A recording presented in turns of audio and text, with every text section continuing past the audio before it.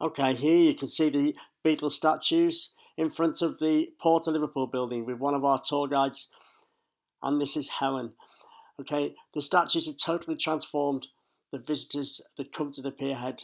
It's actually become a destination in its own right now. It was brilliant that they thought to put the statues there, and it's been really good for the Mersey ferries and the other attractions in the area, the Museum of Liverpool.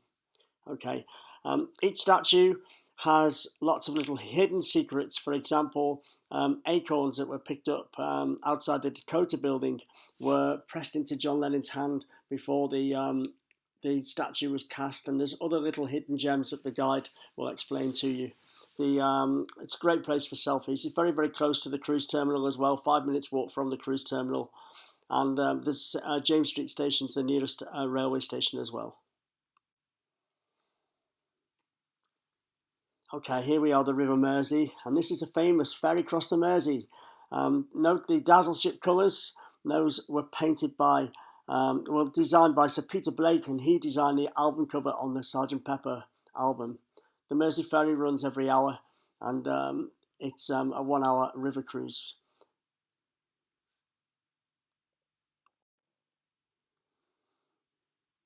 Okay, we all know at the moment we're socially distancing, and our walks are absolutely great fun. Here's a few of our tour guides. We've got tour guides in 7 languages. But at the moment, we're doing socially distanced walks. Our price point really actually already keeps the group size small. We've been running the tours for 7 years.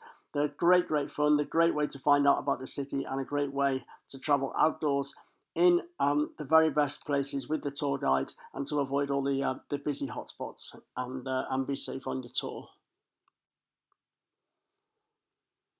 Okay, the tour really starts by on the pierhead. On the left-hand side here, we've got the Titanic Memorial. So this is the memorial to the engine room workers on pretty much all the steamships. But it's been adopted as the Titanic Memorial. On the right-hand side, we've got Albion House. This is number 30 James Street. And this was the headquarters of the White Star Shipping Line. This was built in 1898. And when it was actually built, it was a flagship building on the waterfront itself. Okay, these are great fun. These are Superland bananas, the head of a sheep and the tail of a banana. Behind that, you can see in the distance, the square Italianate shaped building. That's the Cunard building. And about 4 years ago in Liverpool, Cunard, the Cunard shipping line, they brought their 3 flagship cruise liners, Queen Mary II, Queen Elizabeth, and Queen Victoria, to the river, and they all arrived and they did a big pirouette in the river. It was absolutely amazing. And then behind the Italian building with the liver birds on the top, that's the liver building. The clock faces on there are bigger than the clocks on Big Ben itself. So this is pretty much the waterfront. We're going to move out of the pierhead now towards the Royal Albert Docks. On the way, we'll pass the statue of Billy Fiore. Okay, Billy Fiore, he was signed by a music manager called Larry Parnes. The Beatles themselves, they auditioned for Larry Parnes. They passed the first audition in one of Alan Williams, who was the Beatles' first managers, one of Alan Williams' clubs. And they went to Manchester for the second audition, but the auditions were running late for Larry Parnes. And because they were concerned, John Lennon was concerned about getting back to Liverpool, they needed to catch the last bus back. They actually never auditioned for Larry Parnes, so they never signed for him. Okay, we're carrying on through the Royal Albert Dock. Okay, these were opened in 1846 by Prince Albert, the husband of Queen Victoria. That's where the name comes from. We get some beautiful reflections, and it's a wonderful destination now. It was remodeled pretty much after 1981. There were some riots in Liverpool, and the Prime Minister at the time, Margaret Thatcher, sent a special envoy called Michael Heseltine here, and he got a consortium of business people together to create a Merseyside Development Corporation. And a part of that, they reinstated lots of the footbridges, these cast iron footbridges. And the building there we can see with the chimney, that's the pump house. They converted that into a pub, and it's wonderful really now. Since then, since that reopened in the 1980s, opposite the Royal Albert Docks, which we'll show you later on the tour, they have been able to redevelop the site that was completely devastated during the Blitz in May 1941. That was previously called Chavasse Park. It was just an empty, cold, bleak, windy area, and it meant that if you did visit the Albert Docks, it was really difficult to cross over into the city centre. But since we had European Capital of Culture Year 2008, it's been possible. It's been made very easy to cross over the main road, the Strand, and to go into the new fantastic open air retail area at Liverpool One.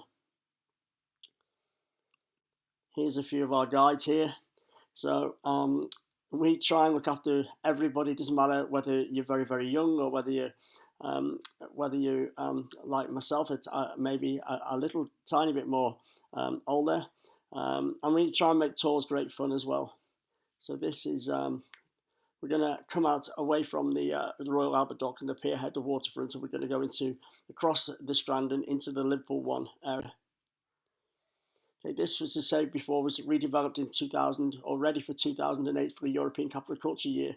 And the whole area cost £1 billion. It's been deliberately planned to be open air. It's on different levels. At the top, in the summer, there's lots of things going on. So we come out, we don't spend a lot of time in Liverpool One. We cross going into the World Heritage Site. We often use visuals. This is Bev, one of our guides, and she's showing a visual. In the distance behind Bev, you can see the Town Hall, Liverpool Town Hall. You see the Beatles on the platform on the visual. And this Liverpool Town Hall, this is where the Beatles made an appearance on the Town Hall balcony. After they'd been on their world tour, they came home, and they also made free men of the city of Liverpool. So sometimes we go inside. At the moment, with this being socially distanced, we won't be going inside. We're going to stay safe, stay outside, stay in small groups. The tour is a Beatles themed tour. We use Beatles themed stops, but actually we do try and showcase the city. This is a peculiar building. This is called Oriel Chambers, and the light for the drawing ships and plans. The concept of these these windows that sort of stick out a bit to let more light into the building was designed by Peter Ellis. So there's lots on the tour for absolutely everybody. We carry on down past through the World Heritage Site, and we go past the former site of the Iron Door Club, the Cradle of Merseybeat. Merseybeat actually became a magazine that was written by Bill Harry, who went to the art college with John Lennon. He devised the Merseybeat magazine, which sort of reflected and reported all the music news in Liverpool back in the day. If you look on the plaque, there's lots of things like the Searchers and Freddie Starr, and you'll also see the change of name.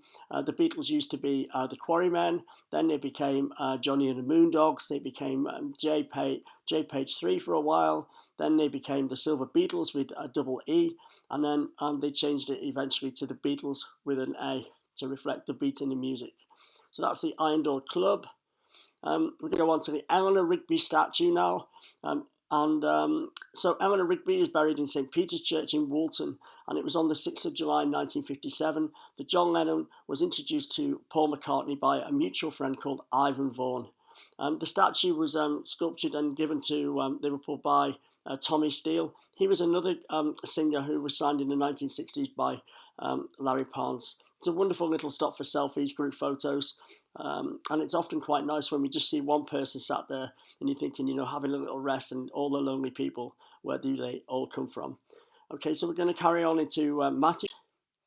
There's lots of things. It really is the heart of the Cavern Quarter, and you can see on this picture at the top left, you can see the Cavern Wall of Fame. So it's nice to pick out your favourite band, the people who played there.